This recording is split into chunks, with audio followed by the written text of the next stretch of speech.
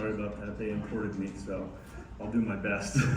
If you don't understand something, I can't repeat it.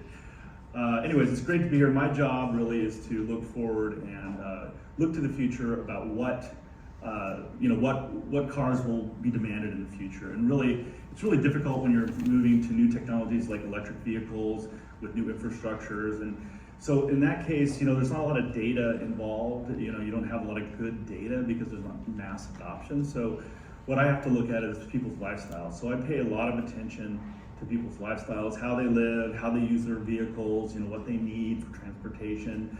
And so it's always great to have new experiences and get out. And this is my first trip to Savannah as well. So I'm using this as an opportunity to learn about the environment here. So I'm happy to introduce the IONIQ6 to you today.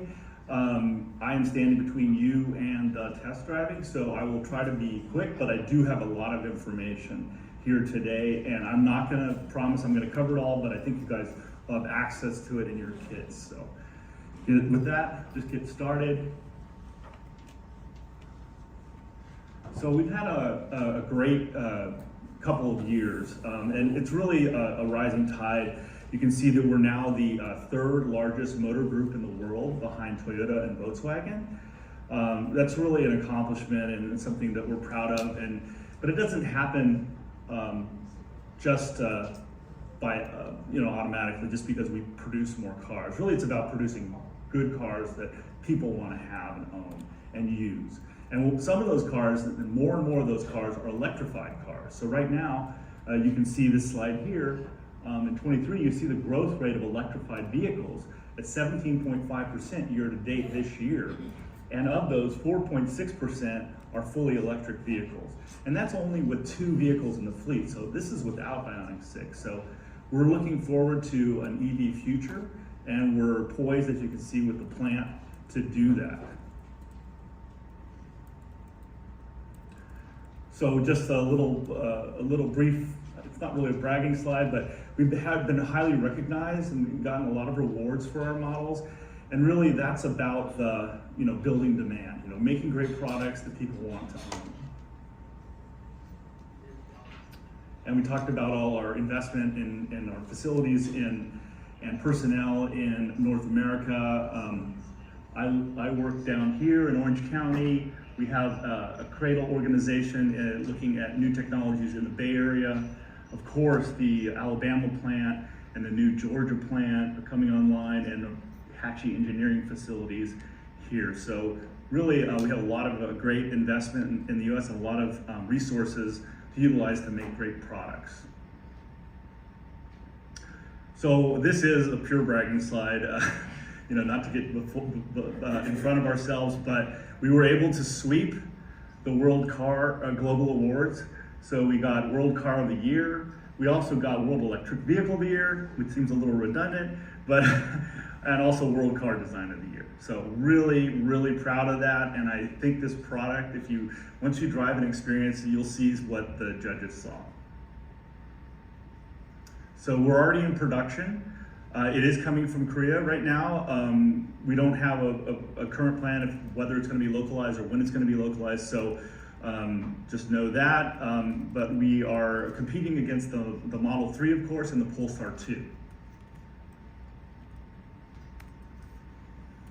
So this is where we talk about lifestyles. So we believe that our target is millennials living in urban areas that are progressive and looking for high technology or technology that's integrated into their lifestyle. So these are people, the millennials, who grew up, in the 80s and 90s, were born in the 80s and 90s, and grew up with seamless integration with technology. So they're used to it, and they have high expectations for it. You can see also noting that this customer will likely have, this may be their only car in their fleet. As younger people, they don't tend to be car heavy like some people my age and maybe have 2 or 3 cars in their fleet. This will be their everything car. So their expectations is it'll have good range, it'll have seamless technology, and it'll grow with them. So getting into some of the styling elements of the vehicle, here you can see the front end, simple and wide front bumper, active grille shutters down here. They're closed right now for aerodynamics, but also for cooling when the batteries are running. And then you'll hear a lot about parametric pixels in this.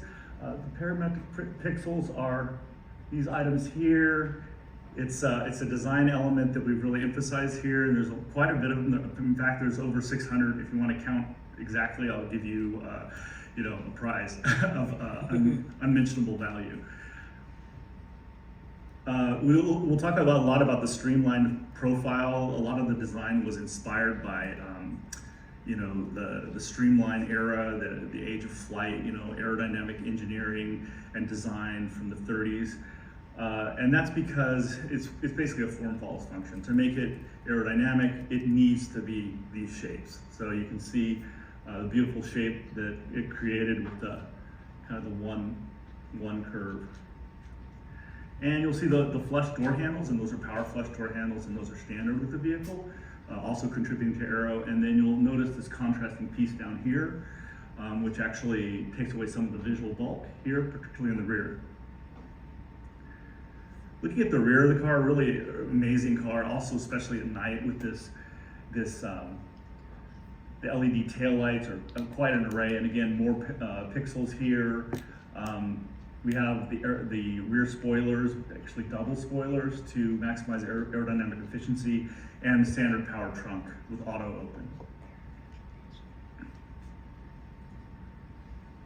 Just a little bit of highlights. Talked about some of this, but 18 and 20-inch wheels are available, and this is a top view of that high mount stop lamp, which is quite impressive. We talked about what is the aerodynamic performance of this vehicle. Well, this is the most aerodynamic Hyundai vehicle ever. So, and it is the most aerodynamic production vehicle right now, I believe, is 0.20 coefficient of drag. This vehicle with the exterior mirrors in other markets that are camera mirrors is 0.21. We achieve 0.22 even with the bigger exterior mirrors. So this is what helps us get the long range and the efficiency out of this battery electric motor. And you can see some of the other technologies that go through. We talked about the active air flaps, but you've got like the wheel gap reducer, the flow separation trap here, and I talked about the spoilers. The underbody of the car, this is probably unheard of as little as 5 years ago, just to make a complete flat underbody of the car. And it requires extra parts, and then these are engineered to make sure the air flows completely smoothly through the car. So really impressive. The size of the vehicle, it's about the size of a mid-size sedan. We put the Sonata dimensions up here, the exterior dimensions of the Sonata. Here, you can see overall length 193, we're at 191. It's in the ballpark, but where we really shine is the wheelbase, the 116 versus 111 on the ICE car, on the gasoline car. So what that gives you is more space for a roomy cabin, right, between those wheels. And I think you'll experience that on the drive. The interior of the car, you can see we have what's called a winglet design. These, again, the kind of airplane or aero-inspired design, but these also act as monitors when you have the rear exterior camera mirrors to see what's behind you on the left and right. We talked about the interactive pixel lights, and there's a little Easter egg here to talk about these 4 dots here. These actually didn't come here by accident. The executive chairman actually wanted us to be very different and said he didn't want a traditional logo on the steering wheel. So the designers, they're very clever.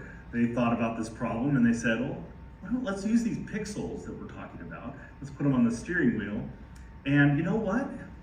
4 pixels, that's Morse code for H. So it actually is an H logo finally. And these are lit up, and they act as like an interactive voice recognition for like your personal assistant. When you're doing commands to the car, it'll light up like your phone does. So it actually has a kind of a humanizing effect to the car, or at least it seems like it's alive.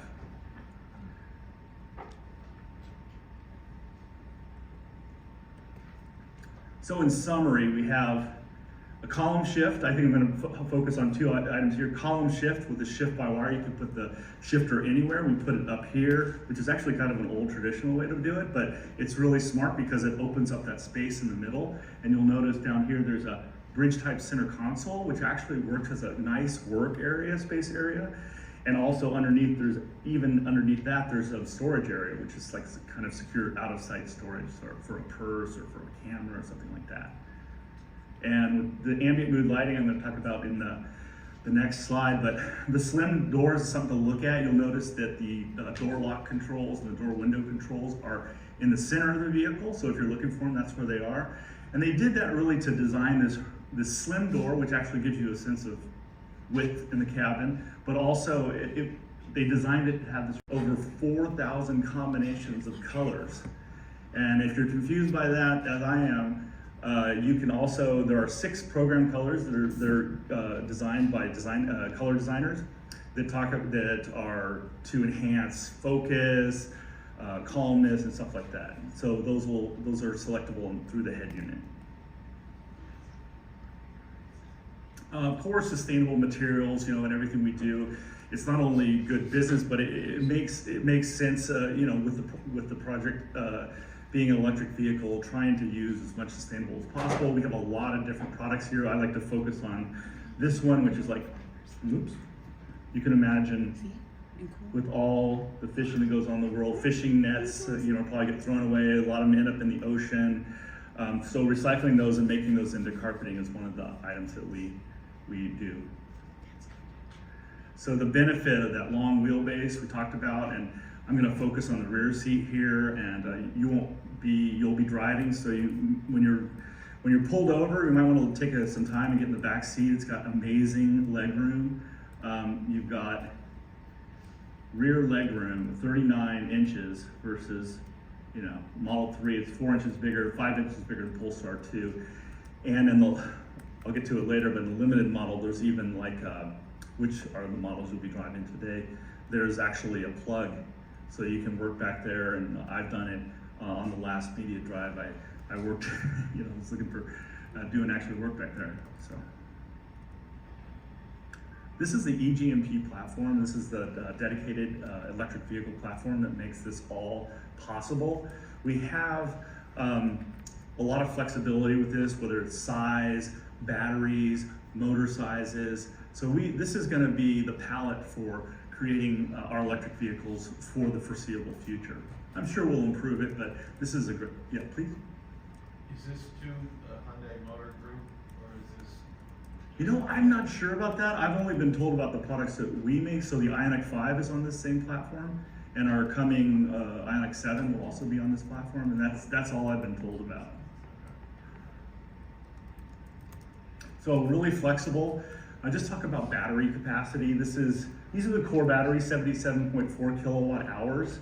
We do have a standard range battery, which is 53 kilowatt hours.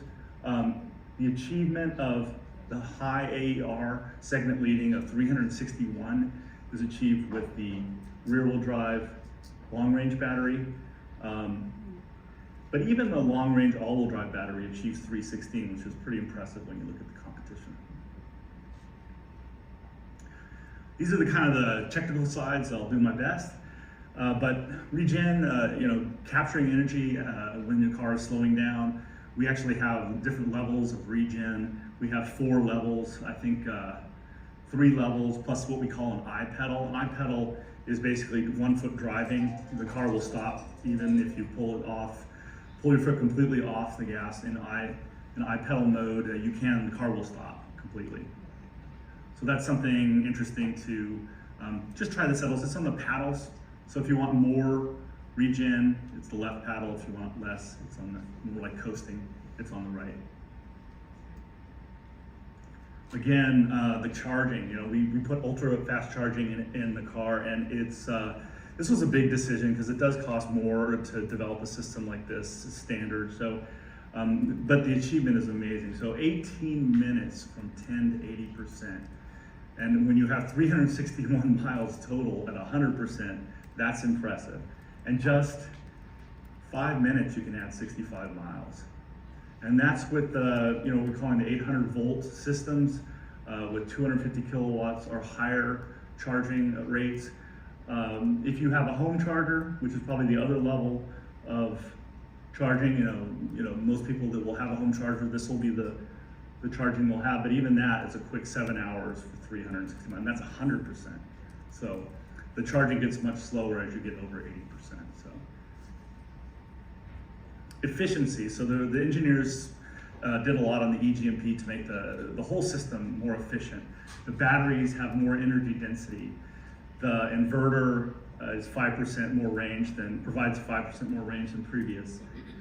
I talked about the ultra fast charging. The all-wheel drive system has what we call a dog leg clutch or a disconnect function where the motor is completely disconnected from the front wheels. So there'll be no load whatsoever on the vehicle, so it allows better efficiency for the all-wheel drive systems, which we'll be driving today.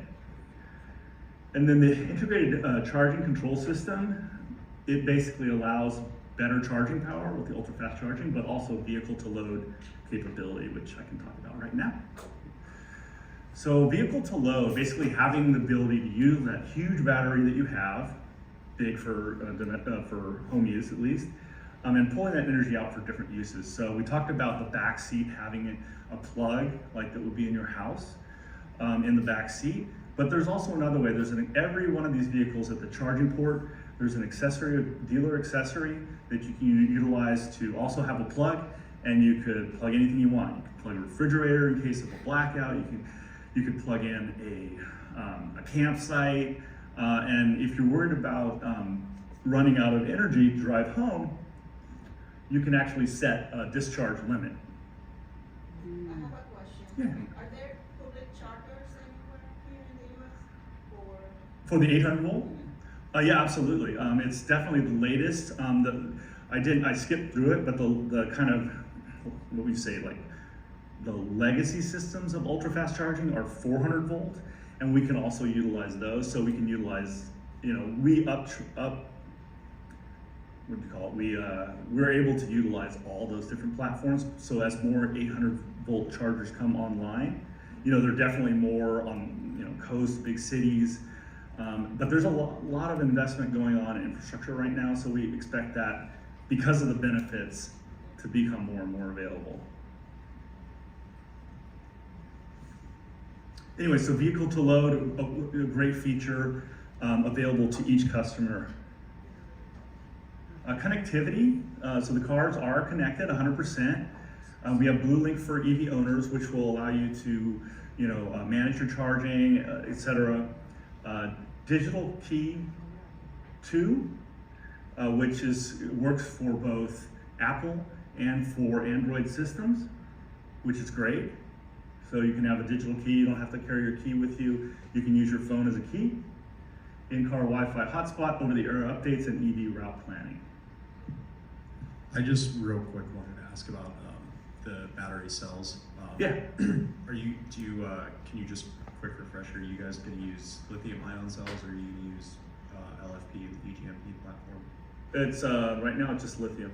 Okay. Yeah. Thanks. So we will have the in-car Wi-Fi hotspots. So if you're commuting to work, with colleagues, they can use one internet connection. If you have kids, same difference. So something that's become available more widely, but we're offering it with a 3-month free trial.